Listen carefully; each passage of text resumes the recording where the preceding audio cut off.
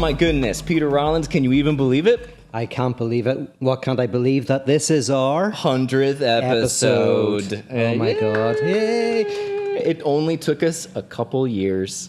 Do you remember when we started this? Do you remember when the first idea was? Like who thought of it? Why? And while you answer that, I'm going to turn off the air conditioner because Sure. that might make too much noise. Well, I will just sit here and reminisce that no, absolutely, Pete, I don't remember. I don't remember the genesis of it, what the idea of it was. I do remember being at Tiki No in North Hollywood, where we discussed what we were going to name it. We came across the idea of Fundamentalists, which I think is just a wonderful title, very, very tongue-in-cheek, and yeah, it was the idea of a comedian and a philosopher doing a podcast together, and it seemed like a good idea at the time, but now, of course, we know better. I know. Isn't that great? Yeah, because, someday podcasts are going to be big, and we thought we need to get in there. Ground floor, baby. Ground floor. Speaking of ground floor, thank you to everybody who has joined at patreon.com/thefundamentalists. And to show you that we mean business, quite literally, we are bringing on now a buddy of mine named Cam, who is an absolute sweetheart of a person. He's going to be sound editing this episode. So thank you very much, Cam, and thank you for doing this. And thank you to everybody at patreon.com/thefundamentalists for allowing us to do this and no longer necessarily be in the red, but just sort of be able to make a higher quality podcast, a higher quality experience for you as we talk about, contradiction and Unbalance. Imbalance. You're the balanced man. Freud, I'm the imbalanced Jung, man. Exactly. Yeah. And also UFOs. And so we're really diving into a bunch of the important stuff. On this particular episode, we thought we would be a little bit more laid back and just sort of discuss various episodes, various moments in the podcast that we can hopefully even remember. Are you going to tell them this is our second blast at this? Oh yeah, this is our second blast. Yeah, we did the whole version of this on Wednesday, which was a really fun conversation. We had a great time. We had a great time. And it was it was meant to be. I think I would think that. Yeah. And so I was like, I think it's just the chaos of the universe. Chaos of the universe. That. Yeah. Exactly. Yeah. That you can find meaning in. Yeah, that's so perfect. Isn't that what you say? Well, yeah, that's right. You find meaning in the meaninglessness. Yeah. What do you do again? So it's all been very fun. I'm coming off 4 days of school, which has been very nice and very intense and wonderful. And we do these. The way the program works is it's like it's a hybrid program, so most of it's online, and then once a semester you are supposed to go to the campus. That's not an option right now, so none of me and my cohort have been to the campus yet, but we're very excited for it when it happens. I'll be in Santa Barbara, hopefully in the summer, but probably in the fall, and I'm stoked about it. But it's been an inundation of things and emotions, and so I'm a little all over the place, and I'm sorry for that, but what's new? And I also thought, Pete, now would be a great time to plug some things. Yes. Tell us what you're doing. What are you up to first? Thank you so much, Pete. Thank you for bringing that up out of absolutely nowhere. Yeah. You can go to elliottmorgan.com/tour. I'm lining up stand-up dates left and right, folks. I'm talking about Tacoma, Spokane, Washington. I'm talking about Columbus, Ohio. All the major cities all in the world. All the major cities in the world, basically. Yeah. And June 24th and 25th, maybe 23rd and 24th, that's Tacoma and Spokane. And then also in July 14th and 15th, I will be in Orlando and Tampa, my home state. I'm very excited about that. Please come by and say hi. I'm really excited about it. And then August, I have the Ohio dates, which will be Columbus and Liberty Township, which is a place I have never in a million years heard of. Yeah. But I'm very stoked about it. Tell us a little bit about what have you got a theme? Thank you so much, Pete, for bringing it up. The current theme is Ridiculous Universe. It's born out of my realization that I've not at all times lived a very normal life, especially this past year and a half, and I'm excited to explore certain things like that. It'll also involve all sorts of things involving the ridiculous universe that we live in, such as the UFO problem that we are going to solve on this particular podcast episode. But I'm really... Elliott loves you've been bringing it around to UFOs a lot, including the episode that didn't get nothing to do. recorded. Yeah. Which, speaking of... Oh, that one episode, because I was thinking the episode that was misrecorded, but that's another episode. Tell them about that. Well, folks, that will be at patreon.com/thefundamentalists as the first original piece of content for all the supporters over there, and it's called Money and UFOs. And so if that doesn't get you enticed, I don't know what will. Because we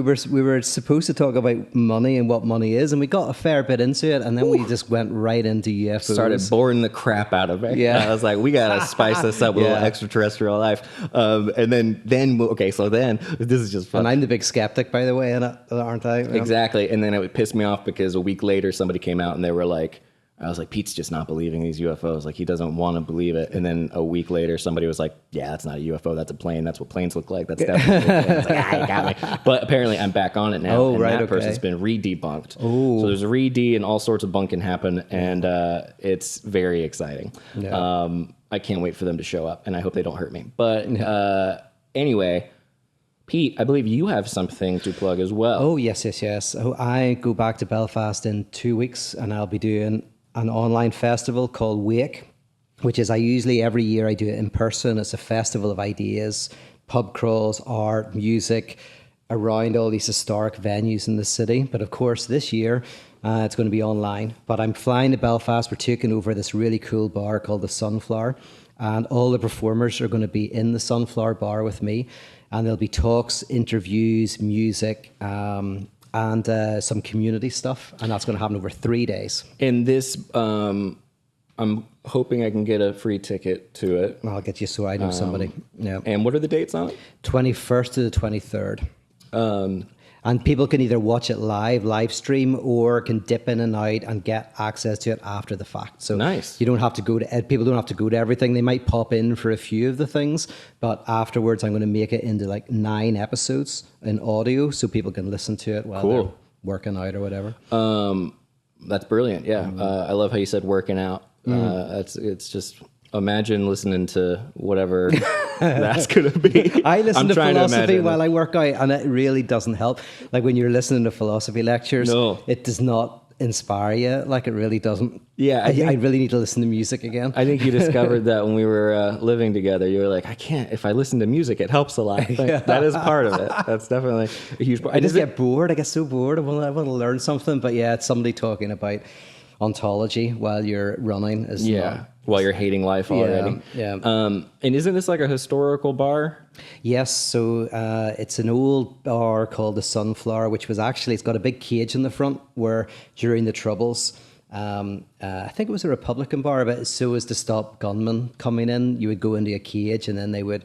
Like your camera would look at you, make sure that you didn't have a weapon, and you'd be let into the second door. So they still got all of the cage in the front, and it's a very cool bar now. It's nice. like and the Troubles were in the 20s. They were in the 1920s. Mm-hmm. No. Oh, no, right, I know that. Did you just? I knew you were alive during it. So. Yeah, it was 1970s to the almost year 2000. Really? Yeah. I didn't know it lasted that long. Yeah, it lasted 30 years really of a bit of a scuffle. Have we done a whole episode on the Troubles? We haven't done it at all. Actually. Do you understand a lot of the historical... I mean, I know it was Protestants versus Catholics really going at it. Yeah, although kind of and kind of not. And then it was Ireland fighting for independence. Yes, it was kind of political. Like, so Northern Ireland's part of the United Kingdom. Yeah. It's also now part of Ireland, so it's both. But so it was about uniting Ireland or keeping Northern Ireland part of the United Kingdom. Okay. Yeah. But kind of, it also was kind of delineated loosely around religious lines, but kind of not really. What was so bad, may I ask? What was so troubling about it? Why was it that big of a deal that, I mean, in the 70s to late 70s to 2000, like, why did they, not saying that this isn't a natural thing to want independence, but why did it blow up? Why did either side really... It seems like it got a little out of hand. It got out of hand. It did. It got really out of hand. Yeah, and it was so the police were pretty rough, and in the 70s, and pretty militaristic, pretty aggressive, and so the British Army were brought in initially to actually, funnily enough, protect the nationals community, but then. The British Army were seen as a negative force, and then there were certain things. Basically, then it became a war, a conflict. It blew up, and then we just fought for 30 years. And So Irish. It got really bad because, you know, nobody wants Northern Ireland, right? Yeah, the South doesn't want it, the UK. Nobody wants us. We're it's a really nice thing You're about us. nasty. We're all, nobody wants us. But, you know, the British can't be seen to lose against a terrorist organization. So they're not going to, you know, so basically they had to find a way to kind of move the conflict into politics. And, you know, now they're talking about potentially there will be a United Ireland. So that it'll be voted on probably in the next 10 years. I thought you were saying now they're talking about doing it all over again. Yeah. They had such a good time with it. Yeah. And the terrorist organization would be the IRA. So the IRA were the Republicans, and then there was the UDA and the UVF, and the UFF. Just like there's lots of Protestant churches and one Catholic church, there's lots of Protestant paramilitary groups and one kind of Catholic paramilitary group. So the IRA was the Republican, and then the Loyalists were the UDA, UVF, UFF, those guys. Which were you? I was so I was kind of one of the ones. Child. I was a child. Yeah, no, I was on neither side. Nice. Of that. Yeah. Were you friends on sides? Did you have friends that you lost to? Well, not lost. I mean, you can go there if you want, but like friends that you had conflict with politically that as a result of the whole. No, I mean, I went to a school that was a very loyalist school, so I kind of knew a lot of people who were in that kind of world and in kind of paramilitary youth groups and stuff like that. But then I worked on the Falls Road as an adult, which is on the nationalist side. So I had friends who were in the nationalist community. So I kind of was between the two. One foot in, one foot out. Yeah, and at one stage I lived in a loyalist estate, and then I worked in the Republican Falls Road. And I would walk to work, and that was actually, in retrospect, probably a very dangerous thing to do. Really? Yeah. Because of all the boom booms. All the boom booms, yeah. In the pow pows. Yes. Wow, cool. Well, yeah. Where did you say where people can get tickets? Oh yeah, just at my website, peterrollins.com. What a weird plug. Yeah. Oh, wow. That sounds really destructive and dangerous. Anyway, where can people get tickets? Yeah. So that's what. Look, we're both getting on the road again. We're both doing stuff. We're both itching to. Good. Yeah. We're both losing our minds. I know. You've been going out a bit more. Have you gone for a drink anywhere yet? Have you done indoor dining? No. I didn't. I honestly. You're not going to do that ever again. Really? I don't. Yeah. I think those days are done. Yeah. Going out, overrated. Someone, Tyler Oakley is a YouTuber I love dearly. He's very funny, and he tweeted something like, does anybody feel like their social skills have been reset back to beginner mode? Yeah. And I was like, man, that is exactly how I feel. When I talk to people, it's like it just doesn't... I can talk to you, I can talk to Grace, sometimes I can talk to Joe Beretta, and that's about it. Yeah. And then anyone else, I'm just like... Yeah. There's words are like... It's like the words are down there, but they don't make it. Like they get jumbled now in my head. I've seen that too in classes where I'll be trying to talk and I'll just be like, blah, blah, blah, blah, blah, which is not a normal thing for me, but you know. Yeah. No, it is weird to be out of a year not socializing. It is a skill. Like you don't think of it as a skill, but it is a skill. Like, yeah. You can forget how to do it. Yeah. It's not like riding a bike. I don't necessarily think. Yeah. So how do you feel about the 100 episodes we've done so far, Pete? I'm amazed that we got this far. It's great. I remember when we started, when we were living together in North Hollywood, and some of the early episodes. Two kids just shooting the shit and freaking having really deep talks. Yeah, and I remember, like, it was funny because you can chart both of our journeys. You can chart your journey because I was looking the other day, and it's like there was episodes where you're talking about, you know, psychology and depth psychology and mentioning Jung, and it's there in the early episodes, and we have a couple, and then you then go back to school, and you're studying it, and now you're doing it. Which, of course, reminds me of the Acorn Theory from James Hillman, a very popular depth psychologist who has now passed away, who I don't think I agree with on most things, but he seems pretty cool, and he seemed like a really neat guy. But yeah, that kind of... it's funny you notice that, because it also, for me, I would say felt more synchronistic and more like... It was more, for me, it felt emotionally based, the decision, not necessarily like... But then it was emotional, but it was also reading through everything and being like, oh, this stuff seems pretty cool.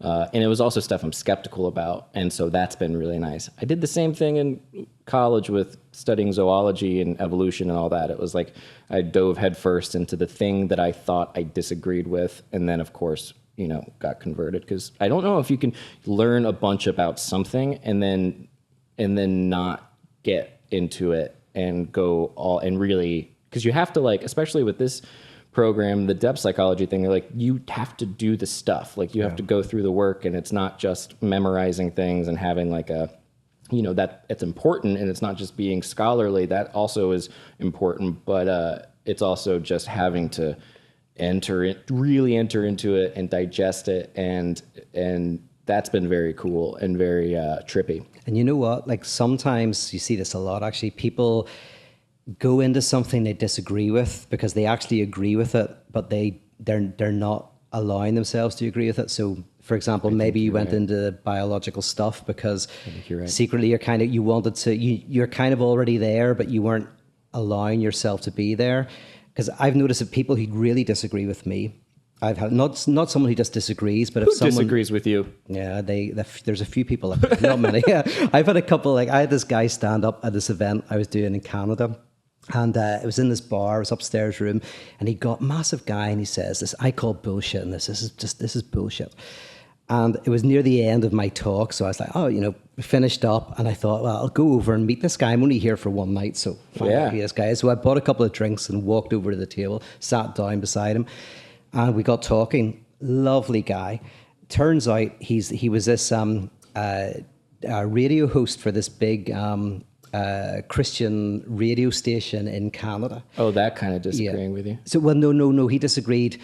The funny thing is, he was, this is where it's interesting. So he was disagreeing with what I was saying, but as I talked to him, he said, "Listen, actually, I don't know why I reacted like that and I shouted at you." He says, "You're like, I know why." He says, because ultimately, he says, I'm in this environment where I have to believe, say certain things and believe certain things. And he says, when I was attacking you, I was really just frustrated at myself and the situation I was in. So ultimately, and we became good friends. I've been on the show a couple of times. He just wasn't able to say on radio that at the time he wasn't really believing any of it. Mm-hmm. And so the disagreement with me was actually just, he was agreeing with me, but he was repressing it, and it came out in anger. Mm-hmm. If that makes sense. Yeah. Would you say projecting it upon you? Yes, exactly. So the projection is, if someone disagrees with you, they disagree with you. But if they vehemently disagree with you, like aggressively, violently want to tear your hair out, disagree, usually there's something in there that you're saying that's resonating with them, but they can't admit it to themselves. See, we agree on most stuff. Yep. I agree with that. Yep. And it makes it really fun. Because then you get to get pissed off at things and be like, oh, okay, that's probably something. That's probably a me problem. Yeah, well, that's it. Once you start noticing it, you go, why am I reacting so badly to X? And you go, oh, is there something of X within me? It's also when you've been, I don't know if you've experienced this, Pete. I think we dodged it for the most part when we were living together. But if you're living with someone all the time, say during, I don't know, a global pandemic or something, and you're sort of just around people all the time and you're around the same person all the time, it becomes, the person can become a wonderful target for everything that you have going on psychologically or internally. Mm-hmm. And it's wonderful. Yeah. It never gets old, and it never stops. And it's always a game of going, oh, okay, that's fine. It's like shining a little flashlight. Yeah. Anyway, this has been our episode. We did forget to hit record, but both of us forgot to hit record.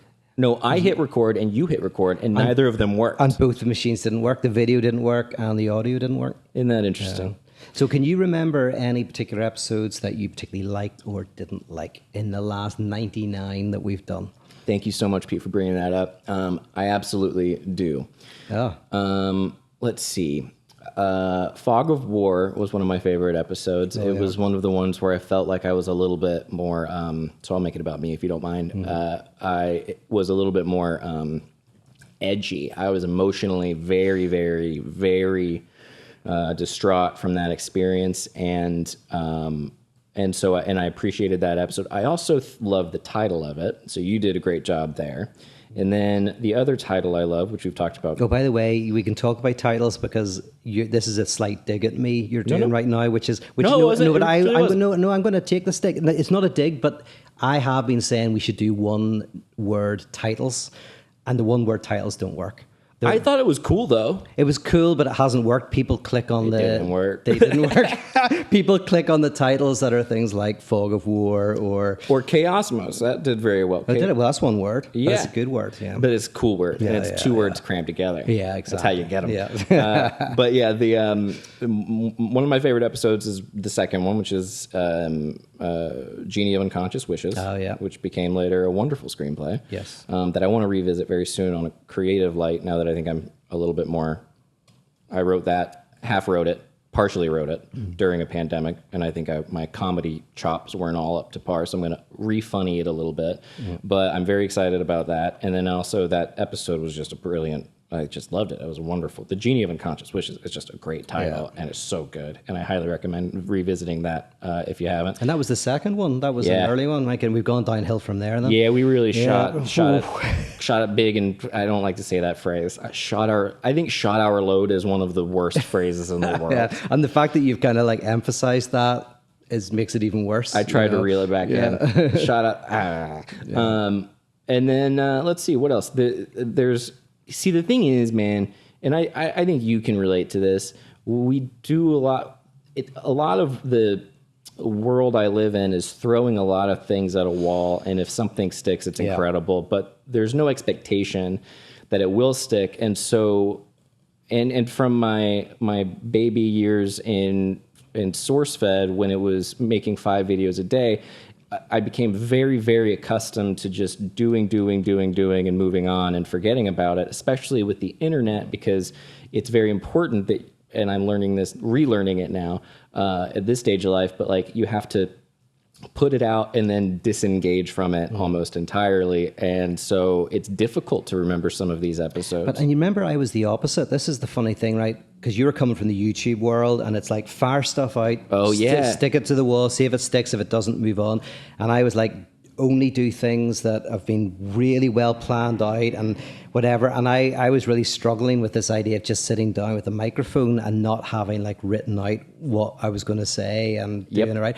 And I think that made a really interesting thing where I had to learn to kind of be a bit more just like see what happens. Like this, almost even still to this day, this feels a bit weird where I'm just sitting chatting with you and oh yeah, you don't like it, yeah. It's kind of I don't know that you don't like it, but but you know, like I was almost. In fact, I was. You know, the guys at the Lack, which is one of my favorite podcasts, which is Helen and Benjamin and Nina. Do you not know they've got? What is it? It's called The Lack. It's a political philosophy podcast. Absolutely phenomenal. It's just started. But each of them read a intervention before they where they talk about it. So they each have like this, 1,000-word written piece that they read out, or 500 words before it starts. So I was like, we should do that. And that's never going to happen. But no, that'll be fun. We'll do it once. We could do it once. Yeah. What do you? So every episode they'll have a pre-written thing. They have a pre-written thing, and the 3 of them. So they do a movie or something like that. The movie just loosely frames the conversation, and they'll do an intervention that they read about the philosophical import of the film, and then they'll discuss. Yeah. That's kind of shit. We're like, that's all written down. It's pre-planned, but that's not really what like that they do. They're good because they do a mix. They do that, and then they talk randomly. Yeah. But I was nervous about just sitting down at the microphone and talking. Yeah, and that's a good thing. I like that. It's a nice balance. The problem, I think, where we agree in a bad way is that we both are incredibly good at postponing. Oh, yeah. And incredibly good at not staying on schedule. Yes. So my question to you, Pete, and I would also bounce back the other question, which is what episodes did you particularly like / and we'll get into ones we dislike as well. Okay, yeah. Which, spoiler alert, none. But all gold. Would you be interested, Peter Rollins, in making a pact here and now on this episode of this 100th Fundamentalists? We will absolutely stay on schedule. Yes. For, let's say, we should have a schedule first, because it's not that we don't stay on schedule. We just don't even have a schedule to stay on. So maybe twice a week or once a week, a day and a time that we always do it. That's okay. This is what it is. Yes. And this is where we're getting into the nitty gritty, because I think the difference between this podcast and a lot of other podcasts is that we tend to be, I don't want to use the word lazy. Yeah. But sometimes we like to, let things percolate before we sit down with the microphones. Yeah, and to our credit, I don't know many people who do the amount of episodes that we do. That You know how many we've done? That's a better question. 100. Oh, well, we've published 100. Oh yeah, you've done a few more than That's 100. I think that we're very good at listening to a podcast and being like, I don't. That's not good. Yeah, that's me. I mean, you're much better at going just fire and forget. I'm a little bit more. Well, you have a couple of times said, no, I wasn't keen on that one. Yeah, and sometimes the machines decide for us, which is really nice. That's true. What episodes did you like? Oh wait, did we agree that we'll stay for 2 months? Schedule for 2 months. Yeah. I would love to do that. We'll just put it in the books and we'll have our day. Because if you're traveling, I'm traveling. We should definitely do twice a week to get a few in the bag, so that when I'm traveling, you're traveling, we're fine. Now, what ones do I like? What ones? See, it's hard for me to remember the ones, but I know the themes that I like. Like any of the themes where we're talking about kind of the philosophical stuff when we get into, like we did one on Hegel once, we did one on God. That was my birthday present. That was asked great. Me, what do I think about God? And I thought that was fun because that was kind of more philosophical stuff. So I love doing that. It was about God, and I think the title was The Meaning of Life, and that episode did very well, I think, because I find that subject very intriguing. What if we were to summarize? Yeah. It was really about, you were answering the question, do you believe in God? Yeah. Not to rehash or relitigate the whole thing, but what was your sort of cliff notes on that? Oh yeah, well, so very quickly it was that philosophers start with the concept. So does the concept of God exist? And does the concept of God necessarily exist? And then what does the concept of God tell us about reality? And can the concept of God, purely the concept, as you work through it, can it get to such a level of intensity and such a level of instability that it breaks through into reality itself? And I was arguing that basically thought and being ultimately intertwine. That we didn't talk about this explicitly, but implicitly, this is a problem: is how does thought and being, or mind and matter, how do they interact? And philosophers are interested in that question. So I was in that episode giving my answer to that. I love when you say being, because it sounds like bean. Bean, ground of bean. Ground of bean. It's wonderful. I remember, and we won't relitigate it, but my question that I still have is, you start with a philosopher does this. Yes. But why do you start with what a philosopher is? Why is that the tent pole that you... Because I want to start with the least... I want to start on the most solid foundation you can start on. Love it. And the most solid foundation you can start on is thought, right? Because you could literally not believe in anything. There's no external world, or the external world is in constant flux, or you could say, you can disbelieve all of that. But one thing you cannot think is, you cannot think you're not thinking. Because if you think you're not thinking, you're thinking you're not thinking. So... And if you think, therefore you... Yes, so Descartes is, I think, therefore I am. So in philosophy, you start from somewhere really basic, which is the existence of concepts. But then what you try and do from there is then you try to build a world. And so as a philosopher and someone trains philosopher, I choose philosophy because for me it starts with the least amount of presuppositions. And I think from there you can make incredibly vast conclusions about the nature of the universe. But you start in a very safe place, which is not the existence of something, but the existence of a concept. And there's the science of the concept. That's what philosophy is in many ways. Why did you want to start in a solid ground? Why was that? So you could sense, I'm imagining, the tumultuous and the often shallow or maybe what I'm trying to get at. You were, I'm assuming, in some state of chaos. Yeah. Well, as most people I would contend are, myself included, at all times on some level. Yeah. So you're MO was going, all right, everything's chaos. Everyone has opinions. They don't even know where they came from. Everyone has ideas. We celebrate Christmas. We don't know why we have a Christmas tree. We don't know why we put eggs and there's the bunnies with the eggs, and that doesn't make any sense. So we're all kind of going through this program, but you were like, let me kind of deprogram and get right solidly back to something I can go, okay, this makes sense. This is, And yeah, absolutely. Like, is there something you can be absolutely solid about, something that is indubitable? And then can we know anything? Can we know, is everything opinion? Is everything relative? But of course, if everything's relative, then that's a truth claim. So that, that classic old gotcha. But which is a really interesting gotcha. But so the question is, is there any way to work out literally because it is weird. I mean, if you think about it, that anything exists rather than nothing is really initially a very strange concept. That things exist. It's brain breaking. Yeah. And so that fascinates me, and going like, what is the nature of reality? What is the nature of existence? So all those questions. Have you heard the idea that we are further along than what the mathematics of evolution would dictate?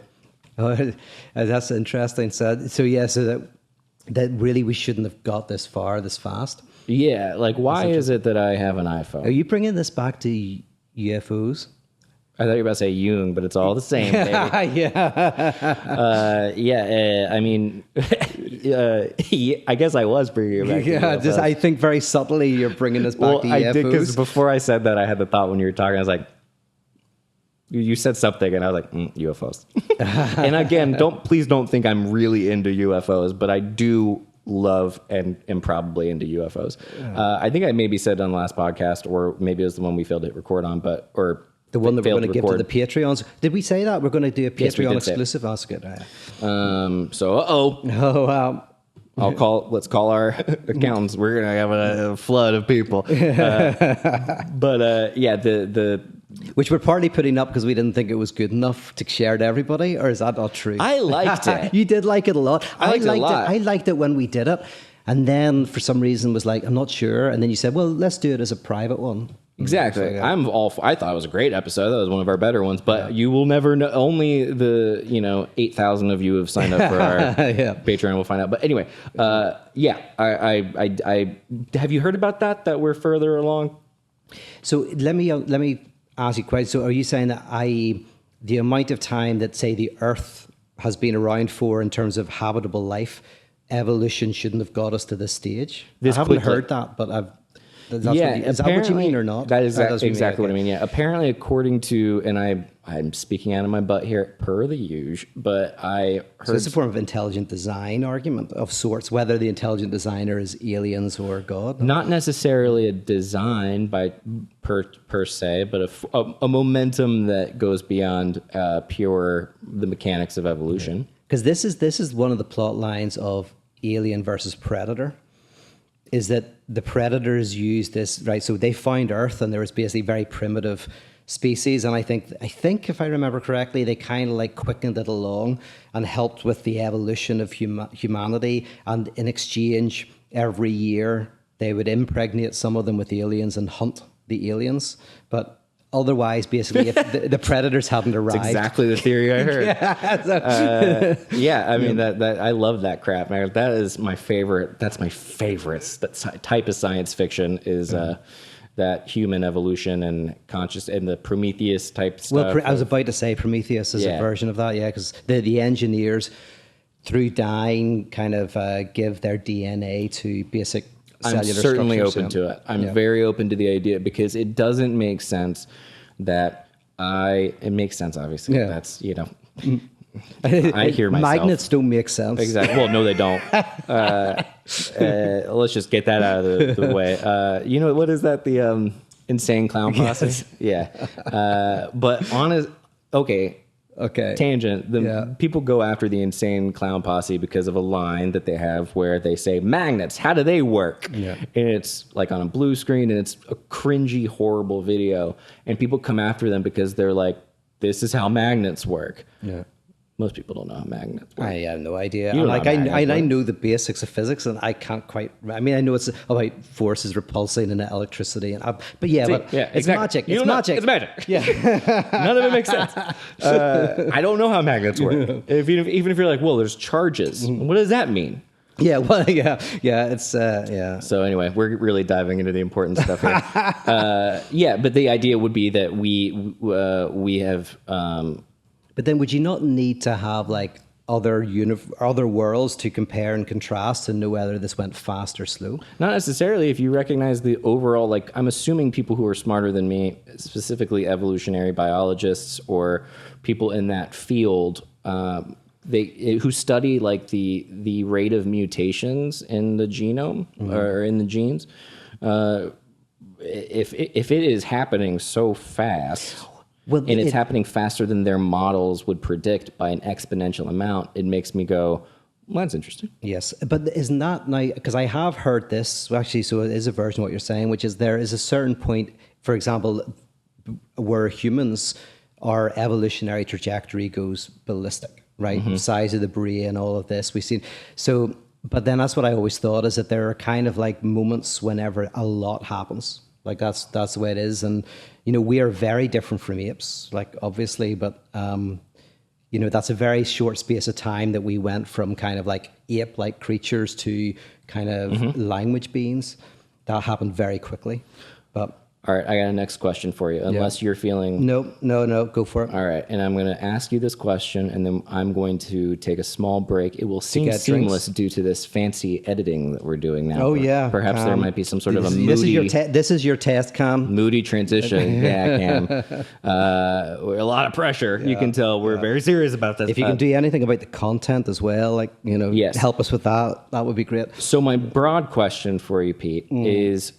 Do you see the overall course of, let's say, humanity itself, but also kind of the Western world of the scientific revolution and all these things? Do you see yourself within that time frame on a historical level? But my actual question is, what do you think you would have done as a vocation 500 years ago, 700 years ago? Yeah, wow. 1,000 What would I years have done? ago. Is that your question while you go and fill up drinks? Yours too, if that's Oh, okay. yeah, absolutely. We'll be right back. Why do philosophy? The idea of like trying to get to truth. This notion of what philosophy is. I mean, that's what this podcast is about in many ways, isn't it? It's like, how do we understand and get to truth? Can we know the truth?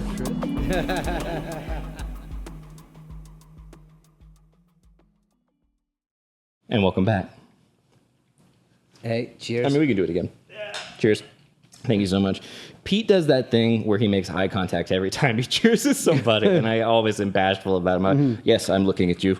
I see you. Okay, so my question to Pete was what he would have done 500 years ago, maybe 1,000 years ago. And my reason for that question is because you are doing work, I think, that's very relevant to these times, because you've written so much and so many books and done so many talks on kind of deprogramming people's, deconstructing people's beliefs. You're doing good philosopher work. So obviously it's the implication is that you are connected with this like epoch in human history. So, and I think that it's a very relevant, like task that you're on, but do you wonder sometime, do you ever even imagine it? What would it be like if you were, I assume I'd be dead is the Well, answer. yeah, I mean, I'm 48 now. I'd definitely be dead, I think. Yeah. Yeah. 500 years ago. Maybe Well, not. maybe not.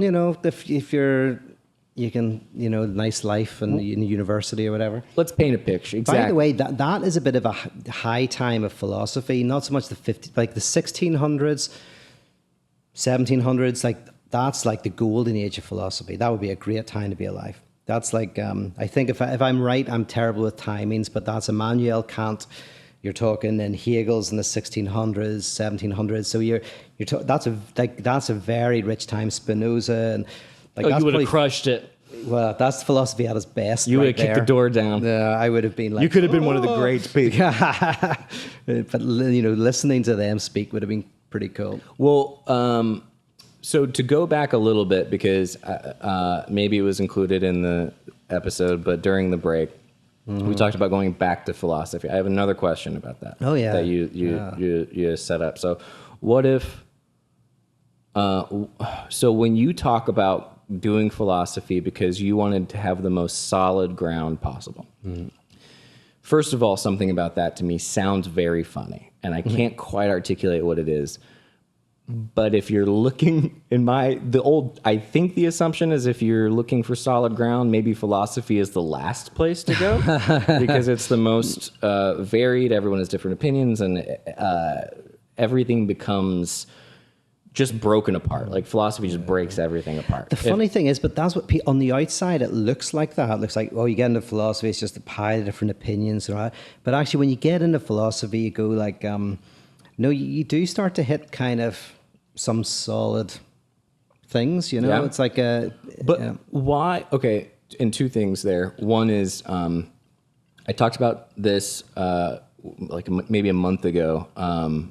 My second module for my class on archetypes was the philosophical grounding for archetypes. And I was a little bit more like, I'm very interested in this. I would love to know if there's a philosophical grounding. And they can kind of they'll go philosophical in like a historical sense. And obviously archetypes go back to Plato and his forms / ideas. But then my professor left me a giant response on it, and it was great. And then I replied to him referencing analytical versus continental philosophy. Okay. And kind of curious, mostly I was just kind of curious on what he would say or if he would even respond. And I was also trying to prove that I knew terms and words. And he left another just giant response, but he came down on the side of basically continental philosophy is grappling truly with what it is to be in the world. And he was like, analytical philosophy, I feel has, and he was like, and this is just me, I feel it has sort of eaten itself a little bit, and there's nothing. It was very pro-continental philosophy and against analytical philosophy. Yeah. Yeah, I mean, and I started in analytic philosophy and then moved to continental philosophy. What made you change? Yeah, maybe not 100% different from your professor, but is that, analytic philosophy tends to treat now this is tendencies. This is not completely the case, but analytic philosophy. Your experience. Yeah, and also I think it is within the framework is analytic philosophy treats things as a problem. So an analytic philosophy is it's like you approach something from the outside, you look at it from the outside. Continental philosophy treats things as, in a technical sense, as a mystery, as in you are interwoven with the very question you're asking. So if for example, you go 2 + 2 = 4, anybody can come to that conclusion. Doesn't matter. You're not interwoven into it, right? 2 + 2 = 4. But there are certain questions we ask that we are within the question.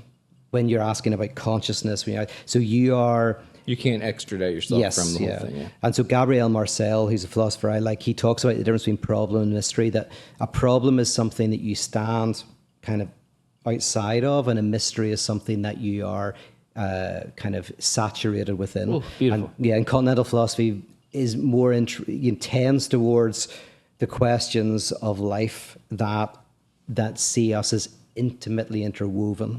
Beautiful. So yeah. Beautiful. Yeah. Wow, I love that. That was so nice. Here's my second question. Yep.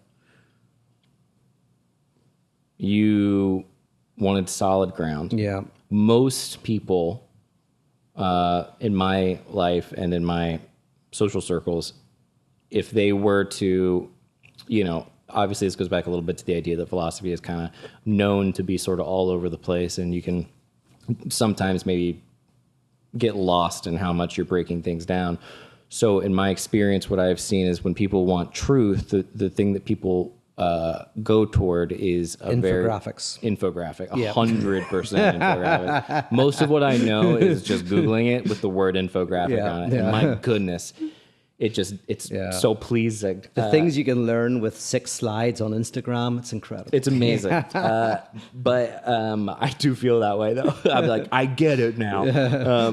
But they go toward science. They go toward sort of, if you want to get back to basics, if you want to get back to a solid ground, why not go back to Physics or mathematics. physics or mathematics? Yeah. Well, actually, or biology even. I mean, evolutionary biology, I think, can offer a similar, but not as good as mathematics. It'd be probably the king, right? Yeah, I think like the 3 most abstract subjects I think are mathematics, physics, and philosophy. So The 3 most what? it's kind of abstract disciplines. So you know, and the ones that are dealing with the kind of the widest possible kind of sense. So and I could have all 3 of those are interesting. But philosophy, I think, for reasons I can get into or not, is the one I really wanted to do. But yeah, mathematics, physics, and philosophy do ask basic questions about the nature of reality. I mean, mathematics is purely about relations. I mean, you're not even studying the world with mathematics. You're just studying. Here's the funny thing about mathematics, right? You're not studying the universe at all, but the universe seems to be mathematical. I mean, that is a bizarre thing, that what mathematicians are doing on a board with numbers, with relations, seems to actually be the very nature and kind of structure of the universe. It's incredible. Which is fascinating, yeah. Yeah, it's another one of those mind-exploding things. But the thing is, I'm interested in what subjectivity is. And so mathematics is... There you go. I think that's the answer, yeah. And then, physics is studying the physical world. Mathematics is studying kind of relationships. Continental philosophy, a lot of continental philosophy studies, the emergence of consciousness. What is self-consciousness? And can self-consciousness know the universe? How do we know the universe? All of those questions, I'm fascinated by those. Yeah. Great answer. Okay. I have another. Oh, this is good. Yeah, it's fun, right? Yeah, if you like it. I got one locked and loaded. Yeah. I thought this would be a fun little exercise, but I will go first because I feel like you've been in not the hot seat, but so here's what I think we should do. I think we should, as a celebration of our 100th episode, we should give a review, as though of the Fundamentalists, as though we are listeners of the Fundamentalists. Okay. Now, you are a philosopher, Pete. So I think you can imagine stepping outside of yourself and imagining yourself as a subject. You won't be able to do it successfully or entirely, but that's great. Yeah. By the way, which is inherently what we all do, because you when you think about yourself, you're thinking about yourself as a subject, which is then you're... Maybe we might be better at this than most people. So here's my review of the Fundamentalists. Right. Let me hear it. Are you going to give a grade? Yeah, like absolutely. Stars. I'll do it on like the iTunes, because a lot of people don't know this. You can leave really nice reviews you can leave for podcasts on iTunes. And it always helps the podcast, especially if they're trying to get sponsors or anything. So I'm only saying that to you, but you can leave really positive reviews for people. That's so nice. Here's my review: 5 out of 5. By the way, American reviews to European reviews in universities so different, because in Europe, right, if you get over 70%, that's a first. Right? If you get 72, that's excellent. If you get 76, that's incredible. If you get 78, that's almost unheard of. 80% is virtually impossible. But that's the kind of university out of 100? grading out of 100. But they don't know how numbers work. What's that? That's not how numbers work. Yeah, but you guys go like, you said to me, you get 19 out of 20. I'm like that's 90 out of 100. So you can't get, that's crazy. So you guys love to brilliant, dude. Yeah. Hate to tell you. So I'll give the European kind of like gradings, and you give the American grading. Great, 5 out of 5. 5 out of 5. These guys are such a wonderful couple of friends, and both very interested in stuff that I find wonderful. I wish they uploaded on a more consistent basis and released more content. And I would love to hear more about Pete's personal, ushering into where he's at, especially because the world of philosophy is so not monetizable. And as for Elliott, I've heard enough about him, and I wish he would stop interrupting Pete. Besides that, I can't wait for them to start a Patreon, and I will be signing up at the highest tier as quickly as possible so I can support this thing that they're doing that even they don't entirely know what it is, but I sense that something is good about it, and we will continue on. They will continue on. Excuse me, I lost it at the end. I actually lost it at the end when I started complimenting and at the beginning. But anyway, you lost it right the way through. No, I want to pick up on a couple of things. So one is, yes, you said the thing of the more, me being more personal. See? So actually, I need to give more of myself. Or don't. I've heard it all. It's fine. No, it is. It's good. But I only ask that because I am curious, or only say that I am curious why philosophy over other things. Like, when did the reality of needing to make a living in this world meet up with your drive to do philosophy? Like, it sounds like you were compelled and almost certain, and it seems like a very uncertain field to go into. And I think that's interesting. Yeah. No, I was compelled from a young age and made no, obviously you don't make any money, and I was unemployed for 8 years, living on unemployment benefit. Lived in a squat for a while, lived in a little place called the Village for a while, which is a shithole. But the weird thing is, then it's kind of worked for me, but it doesn't matter. It's like, I'm doing well. I'm living in Los Angeles now. I've got an apartment in LA. Do you feel a panicky kind of fear that you'll be sucked back into the squat? No, I think, to be honest, if anything, that could be good. I don't necessarily want it, but no, bring it on. Like, I know, and it'd be nice. You know what I've noticed, and nobody's talking. Well, people probably are talking about this, so that's not fair to say, and I'm out of touch. But I have noticed that prices seem to be going up, and I'm like, I don't think that inflation is necessarily a danger for America, but I've definitely seen some signs that I'm going like, inflation could hit, which could wipe out people's savings and could kind of like really screw us all. So maybe that is coming back. Maybe this time next year. No, I don't think it's coming back. I think you're gonna be just fine. But I also like the romantic idea of it, of getting back to just bare bones. I know. Your phone lit up. I just want to make sure we're still recording. Oh yes. That's just. There was some kind of pop-up thing that happened. It should be still going. Well, great. Yeah.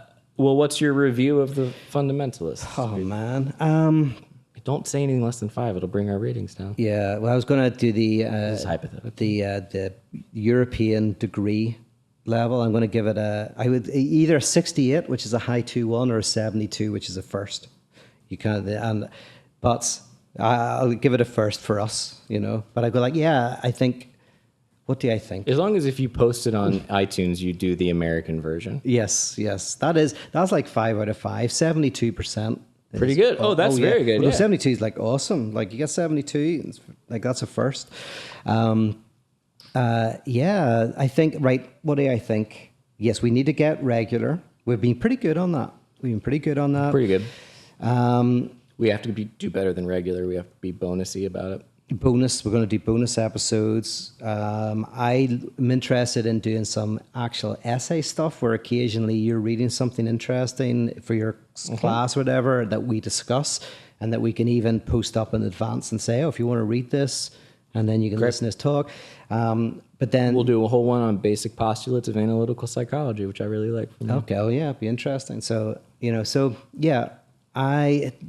find it a lot easier to do a review of the Fundamentalists than I'm finding it. Yeah, that's because I'm full of shit, Pete, and I can just spew it. You can constantly. just switch it on and just and I also knew if you were up next, you would probably you would want to formulate an idea. So I was trying to give you time, but I just took up all that time with my own vapor. I was taken up by it, man. I liked it. I like the 72%. I think you don't even need to say anything more than that. I think you can just go, you don't even have to articulate it, because all that does is reduce the absolute I'm just foolish. I'm So what's the next 100 episodes then? That's a great question, Pete. So we're going to do another 100 episodes at least. Mm-hmm. It'd probably be 112 with bonus episodes on the Patreon. So I would say, I think the next 100 episodes, we're going to have to start I can't debate because I know you're right, but I can convince because I think I'm right. Well, so this is interesting, right? There's going to be, let's talk about this. Let's be honest about this, right? There's going to be some difference between between your worldview and your thinking and where you're going and myself. And that's going to be interesting. That's going to enrich this. How's that going to look? It's interesting, Pete. That's a great question. Thank you so much. Here's my opinion on it right now. So I am learning about depth psychology, emphasis on Jung, post-Jungian people. For me, it's a very alive. What I've seen is it's a very alive field. There's people really doing this stuff. And they're making headway and doing cool things, and I love that. So I have to start, I think, with what the common thing is. So I think there's a lot of impressions about Jung, and Jung has been popularized in many ways that I think are absolutely detrimental to people's growth as individuals. Now, I am interested in growth as individuals, or as an individual, and I am interested in the people's embracing life, their unconscious crap that they have going on, for the purpose of growing, not for the purpose of attaining some enlightenment. But Jung has ties to the New Age movement in ways that I think are, I understand them. I don't necessarily think that they are at all correct. I think the majority of New Age things, as much as I love them, I'll do all of them. A lot of them I think are like, okay, here's something that's been on my mind lately and has been discussed for the past couple of days. Shadow work. You heard about this? I've heard of shadow work. Yeah, it's very Jungian. Very Jungian. Yep. Total shit. It's total shit. And it's not the idea that you can just do shadow work would, in Jungian terms, if you're being technical about it, only be an expansion of your ego. It's just going, your conscious brain has decided that this is your shadow work and you're going to do that. And it's like, I think that's kind of BS, because the actual reality of it is that you, by definition, you don't know what's going on behind the scenes. You're not the captain of the ship. And so when people start saying that they're doing shadow work, that's just one example of how Jungian thought has been sort of commercialized along with everything else and made into this sort of woo-wooey utopia, perfect harmony. Now, by the way, you know why I think that right? Why, although it's not Jungian and it's kind of orthodoxy, you know why I think it happened is because, see what you think. The commercialization? Yeah, I think that the door was opened because if you have a notion that the unconscious is accessible through meditation, reflection, that it's a subconscious that you can kind of access through various methods, then you can lead to the conclusion of doing shadow work because you can... Exactly. Yeah. But which gives you a sense of egoic control over the whole thing and makes you go, oh, I can tap into this immediately. Yeah. Yeah. Whereas if the unconscious is understood as a type of unknowing knowing that you don't get to through depth, then you're less likely to think that. Yes, for sure. Yeah. It's an unfortunate situation. I do not believe that you can will yourself into a state of enlightenment or access your unconscious by going, it's time for me to access my unconscious. However, that said,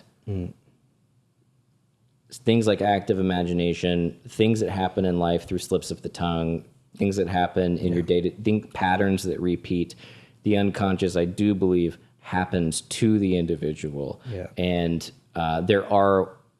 there's tethers, I believe, but I don't believe that it is it's not something you can control. It's not something you can use. And even if it was, you really wouldn't want to, because it would be horrifying if you were able to just like enter the unconscious like it's a room.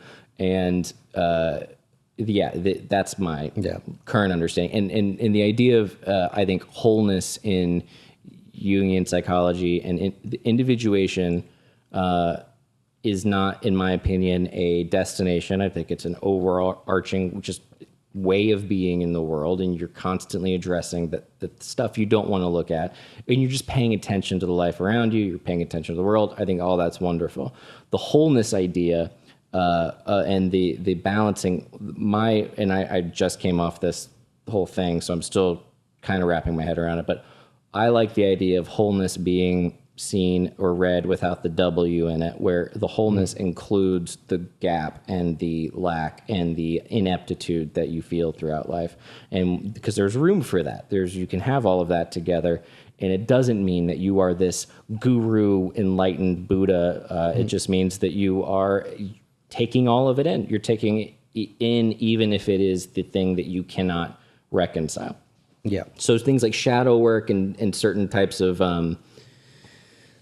what's the other? I mean, all of these things. There's a lot of things, and also a lot of the new agey stuff of the meditation is based in escapism. It's based in actually exiting the world and exiting life, because you can transcend it in some way. And it's like the whole idea is there's like soul and spirit. Spirit is high above, soul is way down below. People believe that they need to rise up to where spirit is, and instead what they're doing is they're leaving the actual life that they're living behind, and they're leaving the ugliness of it all behind. Yes. And I don't believe that's what is intended. That's interesting. Yeah, because certain meditation and drugs and sex and all of that, all great stuff, but Never had any of those. yes, you will have all of them someday. Thank you.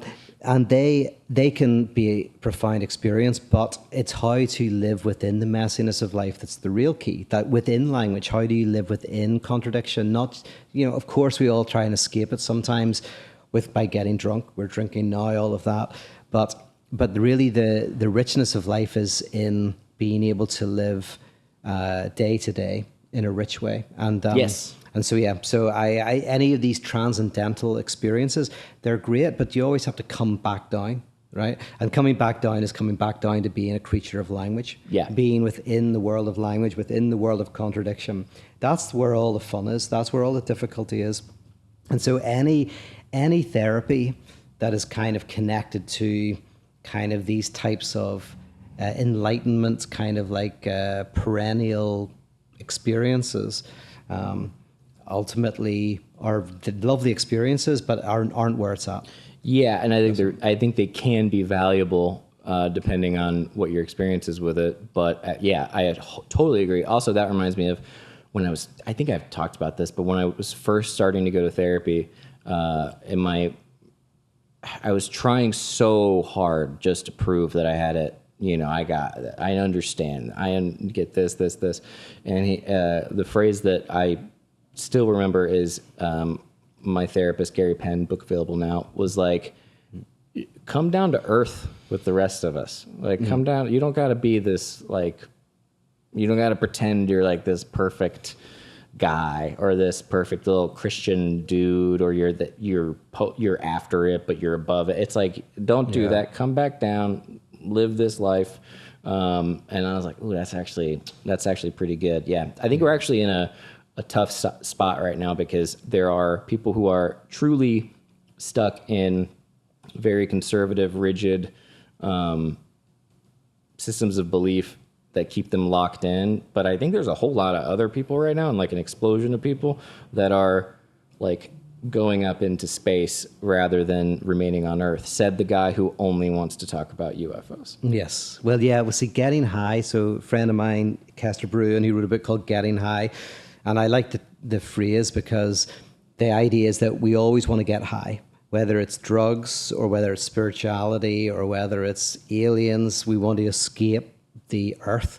And but the challenge is, how do we find meaning in the earth? And I do think that a lot of drugs, religion, and other things are about trying to get high. Literally, there's some answer in the sky, something beyond that's bringing the answer.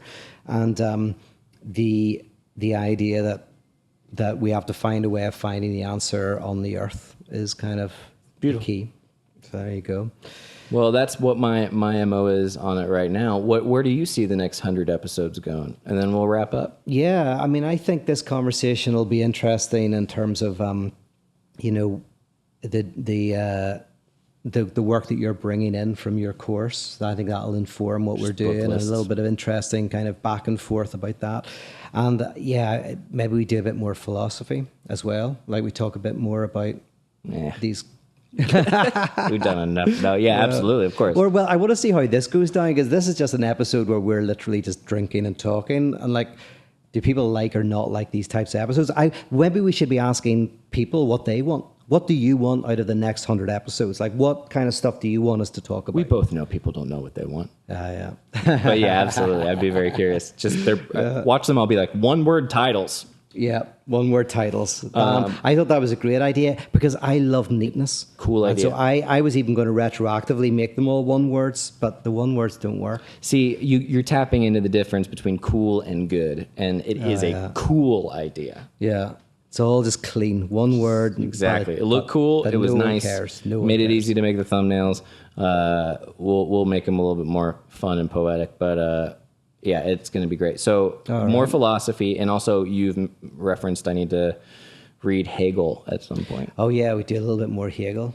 Hegel's the man. Do you understand Hegel? You understand the world. Well, there you go, folks, and we'll leave you on that. If you would like to support the future of this podcast, please go to patreon.com/thefundamentalists. For those of you that have, we're going to be inundating you with content very soon, and I'm very excited about it. You use the word inundate. I will. Dude, I'm going to treat it like a playground. Right.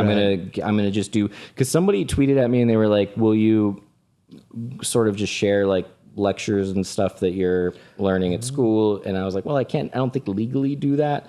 I don't even know if I can legally share what I'm writing on it. I think I probably could, but what I am going to do is do at least book lists and show kind of, if people are interested in that stuff, and leave little reviews on what I think is cool and not cool. But it'll be fun, and then also do lenses and that kind of thing to kind of I don't really have any medium besides this Patreon to talk about things that are like this. I don't want to get on my Instagram and be like, this book it's like it becomes a signifier instead of something that I'm genuinely interested in. It becomes something that people go, oh, this is what Elliott's into now. And it's like, I don't want to do that. Yeah. I just want people to be like, this is fun. If you're interested, it's cool.